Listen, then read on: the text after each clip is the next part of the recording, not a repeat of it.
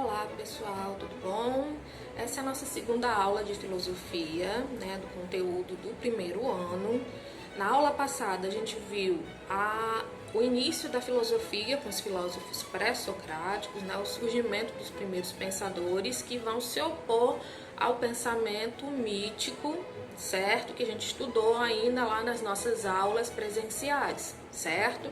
Então na última aula a gente falou um pouco sobre os principais pensadores do período pré-socrático, e eu até expliquei para vocês que essa questão do nome, do termo pré-socrático, não é consenso entre os filósofos, porque dá a ideia de que esse período ele só aconteceu antes de Sócrates, mas na verdade é só um termo para a gente se situar mais ou menos na história. Eu vou explicar para vocês como é que é essa divisão histórica da filosofia, certo? Em relação à aula passada, pelas atividades que vocês me entregaram, pelo que eu corrigi, eu vi que ficou algumas duvidazinhas e eu vou tentar esclarecer agora antes da gente entrar no conteúdo da segunda aula, tá bom?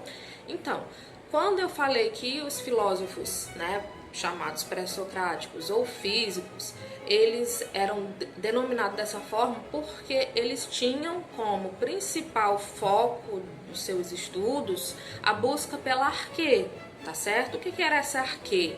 A arquê é a tentativa de encontrar qual teria sido o princípio de tudo, qual teria sido o início, essa arquê que deu origem a todos os fenômenos da natureza, deu origem à vida, como eles poderiam explicar todos esses acontecimentos sem recorrer aos mitos, certo? E só lembrando também um ponto de diferenciação, associado à nomenclatura. Eu sei que às vezes parece ser meio confuso, mas se a gente for lá na origem da palavra, no significado, fica um pouquinho mais fácil para a gente compreender. Então, no pensamento mítico, eles explicavam as coisas de forma sobrenatural. O que é uma explicação sobrenatural? É aquela que transcende a natureza, que transcende o que é físico. Então, o que é uma explicação sobrenatural a respeito da existência da vida, da origem da vida? É explicar tudo por meio dos mitos, como eles faziam, dos deuses, então da vontade, da ira dos deuses, como eles se relacionavam e formavam todas as coisas, tá bom? Então, essa explicação apelando para o que é divino, ao poder e à interferência dos deuses é sobrenatural, transcende o que é natural. Já os primeiros pensadores, os filósofos físicos ou naturalistas, eles eram chamados dessa forma exatamente porque eles contestavam essa explicação sobrenatural. Eles queriam encontrar na própria natureza, nos elementos da natureza, a origem, a explicação para a vida, para como o nosso planeta se formou, como, de onde viemos, é aquela coisa da arquê, tá bom? Então, natural é em oposição à ideia do sobrenatural. Então, por isso que esses filósofos eles ficaram sendo conhecidos como naturalistas ou físicos, tá certo? E em sua filosofia eles buscavam muito entender fenômenos físicos mesmo. Hoje, como a gente tem a própria ciência, a física, a química, eles analisavam o que tinha na natureza, certo? Lógico que diante do que eles tinham, do conhecimento que eles começaram a processar, eles tiveram pensamentos muito avançados. Um dos filósofos físicos naturalistas já falou de átomos há quase 6 séculos antes de Cristo. Então foi um pensamento muito racional, mas só que focado nas questões físicas, naturais. Eu acho que agora deu para entender essa diferença entre o que é natural, físico, os elementos da natureza, as rochas, os componentes, as formas de relevo, como tudo isso surgiu, certo? Composição da água, do ar, então eles ficavam na natureza. E o sobrenatural é voltado para aquelas explicações míticas, certo? Que durante muito tempo, na Grécia Antiga, em outros povos existiam também outras formas, outras mitologias, mas como a gente está focando na história da filosofia a partir da raiz grega, então a gente fala da mitologia grega, mas quase todos os povos antigos eles tinham formas de explicar né, a origem da vida, os fenômenos da natureza, as tempestades, quando não se tinha ainda esse conhecimento científico, se apelava para o conhecimento mítico, tá bom? Que, como eu já expliquei lá nas nossas primeiras aulas presenciais, não significa que eles eram mentirosos e criavam essas ideias do nada, mas era uma forma que eles tentavam, né, compreender o que para eles, né, tudo era novo, tudo era assustador, na verdade, principalmente quando a gente fala de fenômenos naturais como raios, tempestades. Então eles criavam, né, dentro, a partir da percepção que eles tinham disso, essas histórias míticas de forma sobrenatural, porque eles não tinham elementos naturais ali naquele momento para explicar esses fenômenos, tá bom? Então essa é a primeira parte que eu queria esclarecer, vendo o que vocês tinham, né, marcado naquele questionáriozinho que a gente fez, tá certo?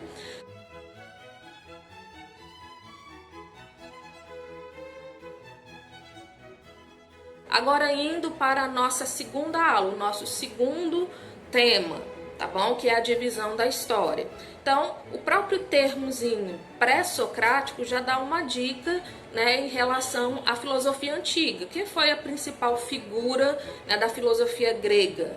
Sócrates. Então, é exatamente pelo peso, pela importância que Sócrates teve dentro da filosofia antiga, que se dividiu, né, a história mais ou menos da filosofia antiga entre pré-socrático, os clássicos e um período, né, que vai vir depois de Sócrates, que a gente vai estudar, que é um período helenista, tá certo? Mas, de forma geral, essa estruturação da divisão da história da filosofia é só para dar uma situada na gente, né, para a gente conseguir classificar melhor esses, né, termos e a diferença entre esses pensadores, tá bom? Então a primeira diferença que a gente vai ver na filosofia clássica, tá bom? Que é a filosofia onde a gente vai ter Sócrates como principal referência. A gente vai ver os pensadores contemporâneos de Sócrates e que tinham uma forma de pensar mais ou menos parecida entre eles, que era focada mais em questões humanas. Aí a gente volta na ideia dos filósofos físicos, enquanto os filósofos físicos, os primeiros filósofos, estavam muito focados em elementos da natureza, não que fosse só isso a filosofia deles, mas foi o principal, a palavra-chave, o conceito-chave que eles utilizavam, né, que era a busca pela arquê. Já os filósofos do período socrático, Sócrates, né, seus discípulos, e os sofistas, que é um grupo de filosofia que a gente também vai estudar, eles focavam mais em questões humanas, próprias da vida do cotidiano, da política, da vida humana ali naquele momento, certo? Também eles vão falar de termos, né, associados à origem da vida, mas sempre com um enfoque, né, mais na questão humana e como isso afeta, né, a convivência deles, a vida na sociedade, certo? Então, esses filósofos, né, ali da filosofia antiga, clássica, eles têm como principal referencial o pensamento de Sócrates. Tanto, né, os discípulos de Sócrates, como outros que vão contestar e muitas vezes ter divergências em relação ao pensamento de Sócrates, que a gente vai ver que são os sofistas, mas eles tinham, né, basicamente as mesmas discussões, os mesmos interesses mais voltados para a questão humana. Que questões são essas, né? Que elementos eles vão utilizar na sua filosofia? Discussões a respeito da política, da organização da sociedade, certo? Valores morais, éticos, né? Justiça, né? O que é justo, o que a gente pode considerar como verdadeiro, tá bom? Questões associadas ao ser, ao seu ser, tá bom? Como, por exemplo, o que faz de nós quem nós somos, tá bom? O que dá sentido, de certa forma, à vida humana, tá bom? Então, esses filósofos do período clássico, como a gente divide, como a gente define eles dentro da história da filosofia, eles vão focar mais o seu pensamento no ser humano, nas questões da humanidade. Mais uma vez, como eu sempre estou falando, a filosofia ela é um conhecimento holístico, né? conhecimento que tenta englobar várias áreas, então não tinha essa diferenciação. Sócrates só falava sobre as questões humanas, então ele é de humanas.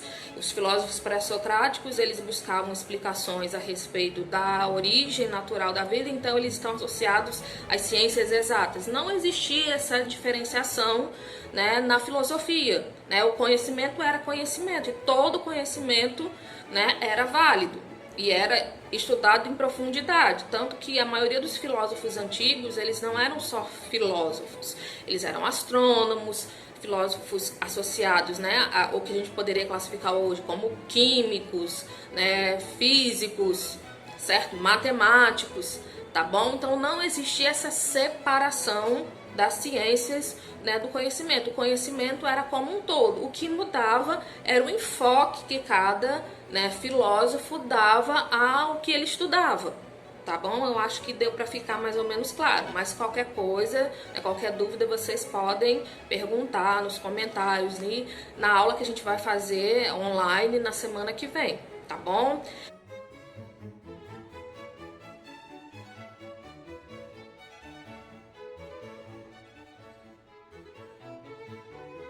A filosofia ela pode ser dividida em períodos, tá certo?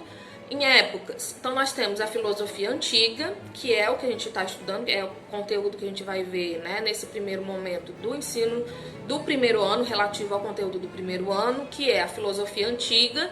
Começamos pelo pensamento mítico, depois filosofia antiga, que vai englobar ali os pré-socráticos, né, o pensamento clássico ou socráticos, e também a filosofia helenista. Essas fazem parte da filosofia antiga.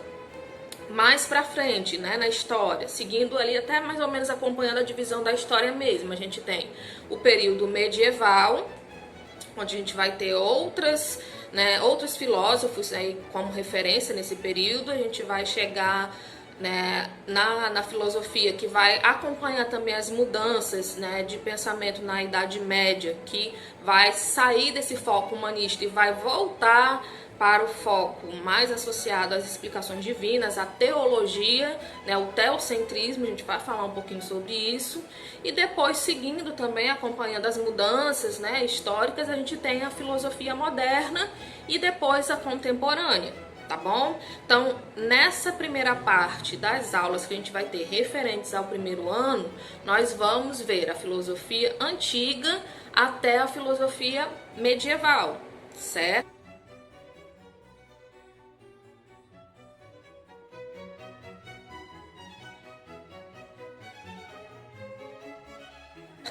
Eu sei que não vai dar tempo da gente ver todos esses conteúdos, trabalhar com profundidade todos esses conteúdos, mas eu vou fazer uma aulinha sobre cada um desses assuntos para que vocês tenham acesso ao que nós deveríamos ter estudado durante esse primeiro semestre, né, das aulas de vocês, que deveria cumprir ali todo o conteúdo do primeiro ano. Tá bom? Então, para que vocês não fiquem prejudicados em relação a essa questão do conteúdo, eu vou fazer essas aulinhas como forma de ficar lá disponível para vocês e algumas atividadezinhas associadas para ver se vocês conseguiram compreender, mas o que a gente vai utilizar como nota desse período do segundo bimestre especificamente são as atividades que nós já fizemos, tá bom? Eu não vou passar essas atividades que eu vou passar, elas não vão ser, né, para nota, é só para melhorar o conhecimento, para que vocês possam, né, realmente não ser prejudicados em relação a conteúdo, até porque, né, diferente do ensino integral,